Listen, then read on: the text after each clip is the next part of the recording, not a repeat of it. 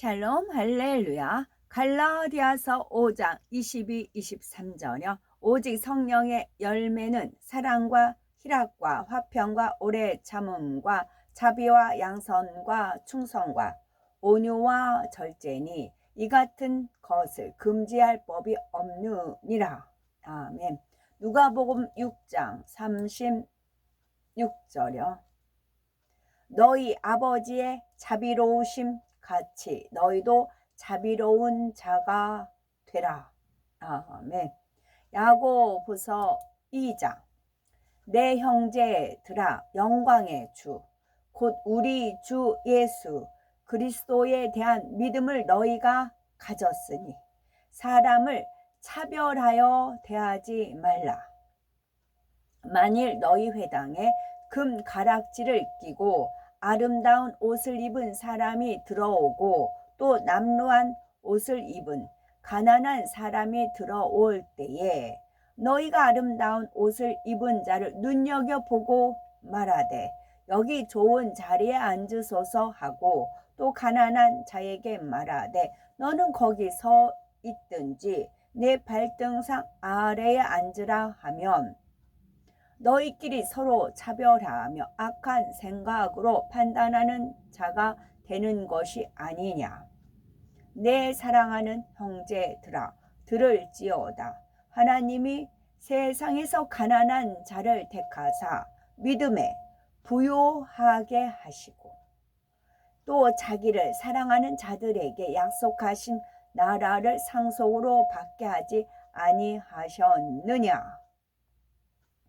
너희는 도리어 가난한 자를 업신 여겼도다. 부자는 너희를 억압하며 법정으로 끌고 가지 아니하느냐. 그들은 너희에게 대하여 일컫는 바 그 아름다운 이름을 비방하지 아니하느냐. 너희가 만일 성경에 기록된 대로 네 이웃 사랑하기를 네 몸과 같이 하라 하신 최고의 법을 지키면 잘하는 것이거니와 만일 너희가 사람을 차별하여 대하면 죄를 짓는 것이니 율법이 너희를 범법자로 정죄하리라. 누구든지 온 율법을 지키다가 그 하나를 범하면 모두 범한 자가 되나니 간음하지 말라 하시니가 또한 살인하지 말라 하셨은즉 네가 비록 간음하지 아니하여도 살인하면 율법을 범한 자가 되느니라. 너희는 자유의 율법대로 심판받을 자처럼 말도 하고 행하기도 하라. 긍휼을 행하지 아니하는 자에게는 긍휼 없는 심판이 있으리라. 긍휼은 심판을 이기고 자랑하느니라.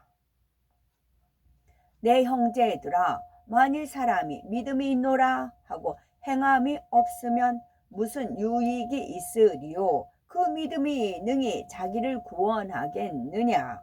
만일 형제나 자매가 헐벗고 일용할 양식이 없는데 너희 중에 누구든지 그에게 이르되 평안히 가라 덥게 하라 배부르게 하라 하며 그 몸에 쓸 것을 주지 아니하면 무슨 유익이 있으리요. 이와 같이 행함이 없는 믿음은 그 자체가 죽은 것이라. 17절이에요. 야고보서 2장 17절. 이와 같이 행함이 없는 믿음은 그 자체가 죽은 것이라. 어떤 사람은 말하기를 너는 믿음이 있고 나는 행함이 있으니 행함이 없는 네 믿음을 내게 보이라. 나는 행함으로 내 믿음을 네게 보이리라 하리라. 네가 하나님은 한 분이신 줄을 믿느냐? 잘하는도다. 귀신들도 믿고 떠느니라. 아 허탄한 사람아 행함이 없는 믿음이 헛것인 줄을 알고자 하느냐? 우리 조상 아브라함이 그 아들 이삭을 제단에 바칠 때에 행함으로 의롭다 하심을 받은 것이 아니냐. 네가 보거니와 믿음이 그의 행함과 함께 일하고 행함으로 믿음이 온전하게 되었느니라.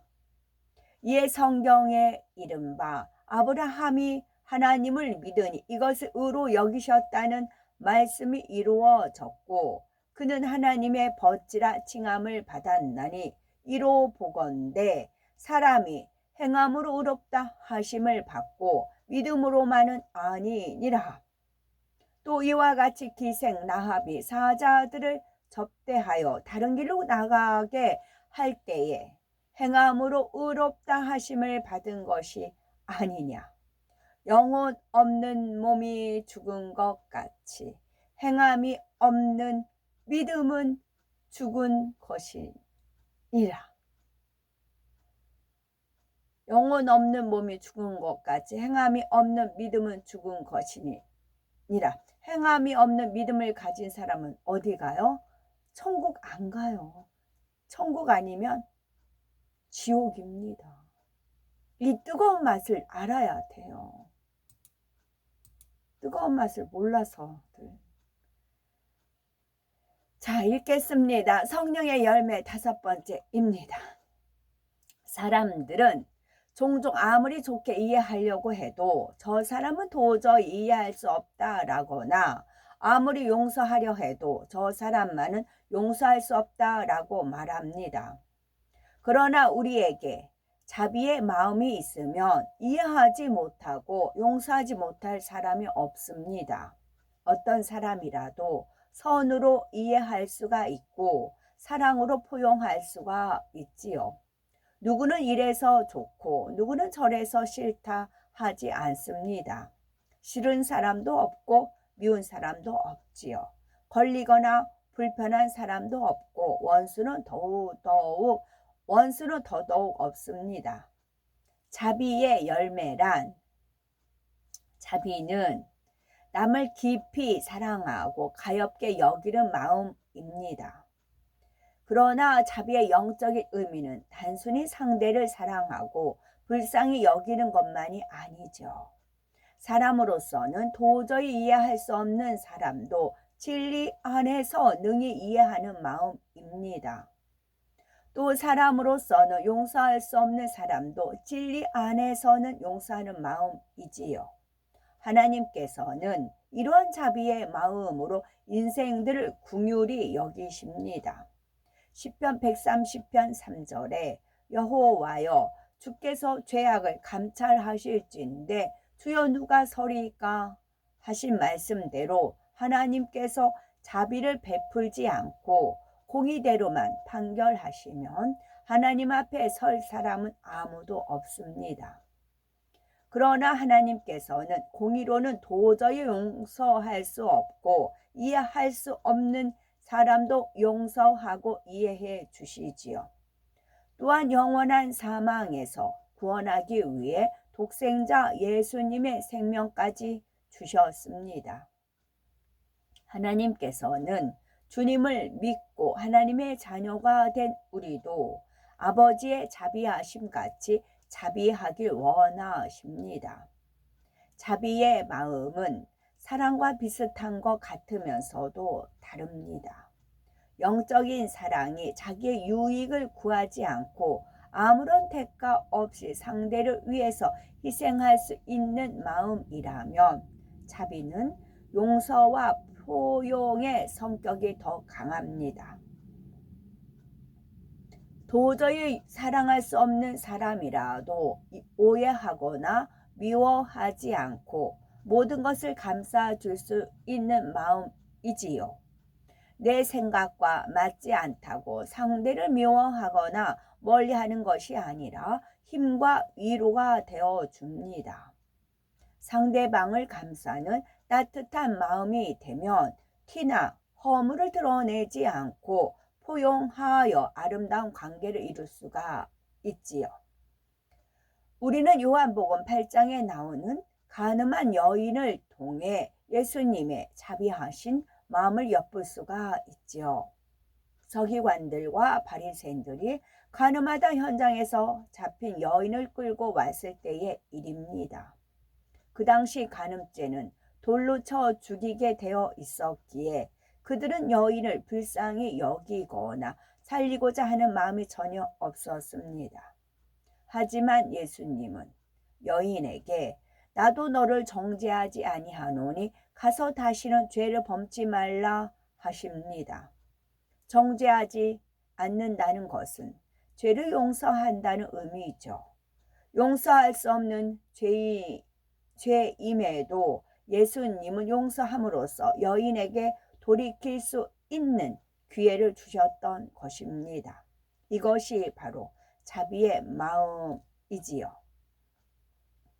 영적인 자비에는 특성이 있습니다.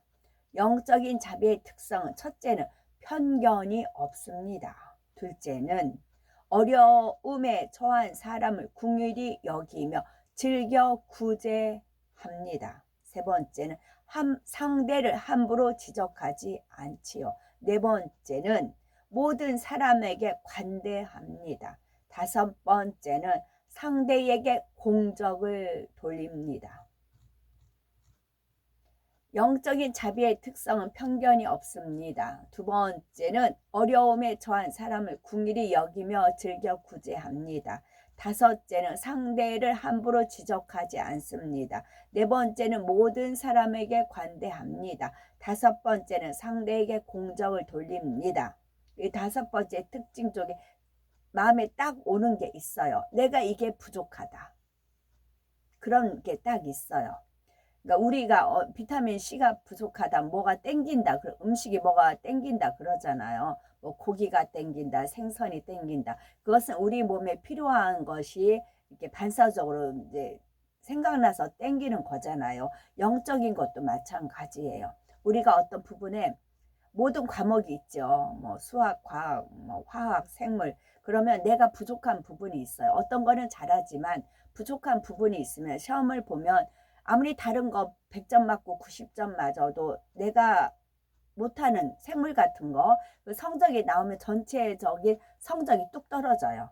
평균 점수가. 그거 하나 때문에 평균 점수가 떨어져요.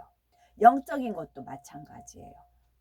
그래서 여기서 딱 읽었을 때 앵가는 거는 뭐 한다고 해도 제가 두드러지게 이렇게 보면 상대에게 공적을 돌립니다. 이 부분이 점수가 높아야 돼요. 상대에게 공적을 돌리면 이 모든 어떤 일을 했다. 그러면 영광을 본인이 취한 게 아니라 하나님께 물론 영광을 돌리지만 어떤 공적이 있을 때는 그걸 돌렸을 때 이게 점수가 높아요. 쭉 한번 읽겠습니다. 자, 영적인 자비의 특성은 편견이 없습니다. 사람들은 외모를 보고 판단하는 경우가 의외로 많습니다. 부유하고 명예 있는 사람을 대할 때와 가난하고 그렇지 않은 사람을 대하는 태도가 다르죠. 하나님의 자녀들은 상대의 외모를 보고 판단하거나 마음 자세가 달라지는 자체가 없어야 합니다. 어린아이나 부족해 보이는 사람이라 해도 나보다 낫게 여기며 주님의 마음으로 섬길 수 있어야 하지요. 야고보서 2장 1절에서 4절에 사람을 외모로 취하지 말라. 만일 너희 회당에 금가락지를 끼고 아름다운 옷을 입은 사람이 들어오고 또 더러운 옷을 입은 가난한 사람이 들어올 때에 너희가 아름다운 옷을 입은 자를 돌아보아 가로되 여기 좋은 자리에 앉으소서 하고 또 가난한 자에게 이르되 너는 거기 섰든지 내 발등생 아래 앉으라 하면 너희끼리 서로 구별하며 악한 생각으로 판단하는 자가 되는 것이 아니냐 말씀했습니다. 자비의 열매가 맺히면 상대의 겉모습을 보고 판단 정죄하지 않습니다. 오직 재판관인 한 분 하나님이시며 누구도 형제를 정죄할 권한을 우리에게 주신 일이 없기 때문입니다. 자비의 마음이 있으면 징계를 받는 일을 볼 때 긍휼히 여기며 저가 힘을 내어 잘 통과하기를 바라며 기도해 주지요. 요 부분에서 제가 교회에 이렇게 돌아다닐 때 이런 걸로 많이 하나님께서 점수를 매길 때가 있어요. 영분별 시켜주셔요. 자, 어느 게 이제 갔어요. 그 목사님이 삐까뻔쩍한 자가용을 딱 타고 왔어요. 저는 옆에서 걸어가요. 근데 그 삐까뻔쩍한 자가용에서 이제 목사님이 딱 내려요. 그러면 부목사라든가 뭐들이 굽신, 아, 저 진짜 조폭 저리 가라. 굽신거리고 인사를 해요. 그리고 그분 막 모셔서서 설설 기면서 그 목사님을 모시고 이제 교회로 들어갑니다. 제가 이제 뒤따라가면서 그 모습을 봐요. 그런 경우가 많아요. 그리고 이제 주님께서 또 분별시켜 주시죠. 자, 만약에 네가 어떤 그 당시는 이제 저 이제 안 알릴 때였지만 지금은 좀 퍼졌어요.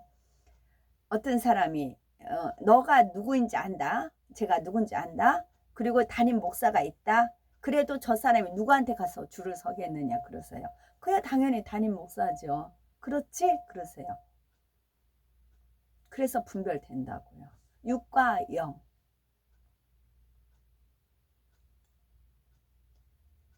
어려운 일을 당한 사람에게 두 번째 어려움에 처한 사람을 궁일이 여기며 즐겨 구제합니다. 어려운 일을 당한 사람에게 말로만 힘내세요 하는 것은 궁일이 여기는 것이 아닙니다. 자비의 마음이 있으면 실질적으로 힘이 되도록 돕지요. 그래서 그게 백보자 대심판 때 주님께서 그러세요. 자, 그렇게 이제 담임 목사 이제 줄을 서가지고 이렇게 모셔요. 그 이제 제가 있어요. 이제 제 모습이에요. 그런데 백보자 대심판 때는 제가 호련히 누구로 변해요? 주님의 모습으로. 그러면 입이 열이라도 할 말이 있겠느냐 그러세요. 왜? 저는 주님의 심부름으로 갔기 때문에. 대신이라고 하잖아요. 대신. 뭐 옛날에도 임금이 누구한테 뭐 사약을 내리면 임금이 직접 가서 사약을 갖고 가지 않잖아요. 대신을 보내잖아요. 그런 식으로. 암행어사 출도 박문수가 마패를 가졌지만 임금의 명을 따라서 그런 거잖아요. 그런 비유를 많이 들어주셨어요. 그런 경우 케이스가 많아요. 그래서 지옥을 우두두두두두두두두 떨어집니다. 보십시오. 하나님은 복수하시는 하나님이세요. 복수하시는 하나님이세요. 그것도 말씀에 있으세요. 행한 대로 갚아주시고 행한 대로 보응하시는 하나님이세요. 하나님 무서운 분이세요. 무섭습니다. 어제 저 더 느꼈죠. 저는 잊었는데. 왜냐하면 하나님은 그때 함께 하셨고 하나님도 같이 고통받으셨고 하나님도 같이 그러셨거든요. 그래서 이제 그것이 하나님도. 그래서 야고보서 2장 15, 16 만일 형제나 자매가 헐벗고 일용할 양식이 없는데 너희 중에 누구든지 그에게 이르되 평안히 가라 덥게 하라 배부르게 하라 하며 그 몸에 쓸 것을 주지 아니하면 무슨 이익이 있으리요 말씀했습니다.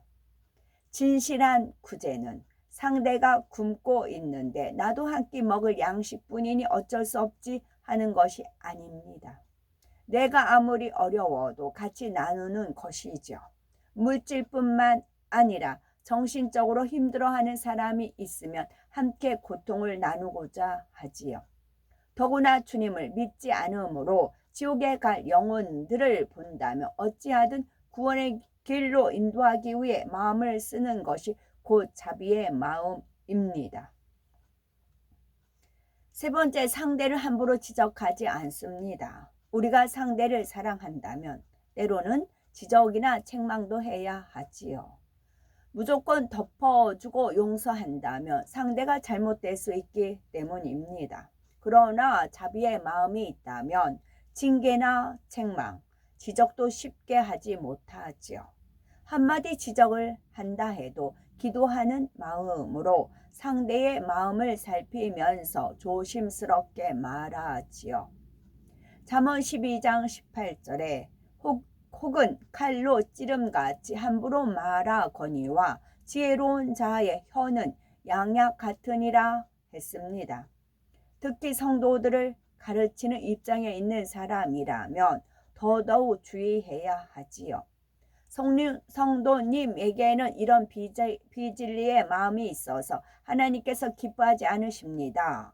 또는 집사님은 이러한 결점이 있기 때문에 다른 사람보다 사랑받지 못합니다. 이런 말을 쉽게 하는 경우가 있습니다.